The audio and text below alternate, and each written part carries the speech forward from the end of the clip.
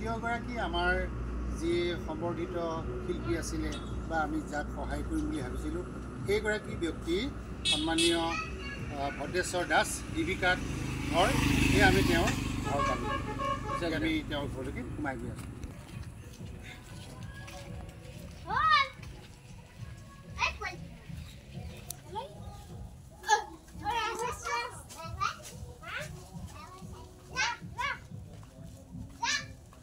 আছেনে?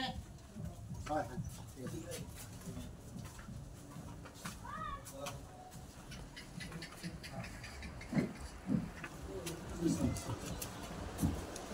সেইদিনাখন কি স্বাস্থ্যটো বেয়াহে হৈছে নেকি?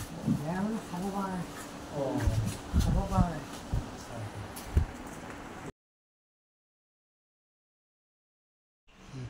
নমস্কাৰ সকলোকে। আমাৰ দ্বিতীয়গৰাকী যি সম্বৰ্ধিত ব্যক্তি আছিলে শিল্পীগৰাকী দীপিকাৰ ভদ্ৰেশ্বৰ দাস, তেখেতৰ ঘৰ পালোহি আমি আহি আৰু এয়া আমাৰ মাজত আছে। এইজন হৈছে ভদ্ৰেশ্বৰ দাস দীপিকাত ঘৰ, লোকগীতৰ আখ্যান গায়ক। আমি আৰু আমাৰ পৰিচয় এবাৰ দিলোঁৱে যেতিয়া আমি পৰিচয়টো তেনেকৈ নকওঁ, আপোনালোকে গম পাইছে। আমি চিধাচিধিকৈ দাসৰ ওচৰলৈ যাব বিচাৰিছোঁ যে সেইদিনা আমি যিটো অনুষ্ঠান পাতিলোঁ, আজি যে আমি আপোনাৰ ঘৰ পালোহি, অনুভৱটো কেনেকুৱা অকণমান ধুনীয়াকৈ এইফালে চাই পেলাই কওক। বৰ সুন্দৰ লাগিল। এইদিনাখন অনুষ্ঠানটি আপোনালোকে ধুনীয়া সজাই পৰাই আপোনালোকে উৎসাহিত কৰিছে মানুহক। বৰ ভাল পাইছে, ৰাইজৰ পৰা বাতৰি পাইছোঁ, সেইটো বহুত আমি শুনিছোঁ আৰু নিজেও সন্তুষ্ট হৈছোঁ। অকণমান মোৰ দুখ এটা লাগিল, মানে মোৰ দেহাটো অসুস্থ, মই অকণমান গাম বুলি ভাবিছিলোঁ কিন্তু গাব নোৱাৰিলোঁ।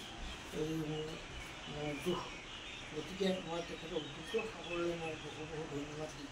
আমাৰ শিল্পী যিসকল আছে সকলোকে ধন্যবাদ দিম।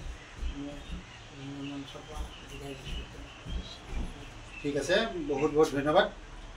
আমি আগতে কৈছোঁ আমাৰ দিবলৈ একোৱেই নাই, অকণমান মৰম শ্ৰদ্ধাহে আমি দিয়াৰ ব্যৱস্থা কৰিছোঁ।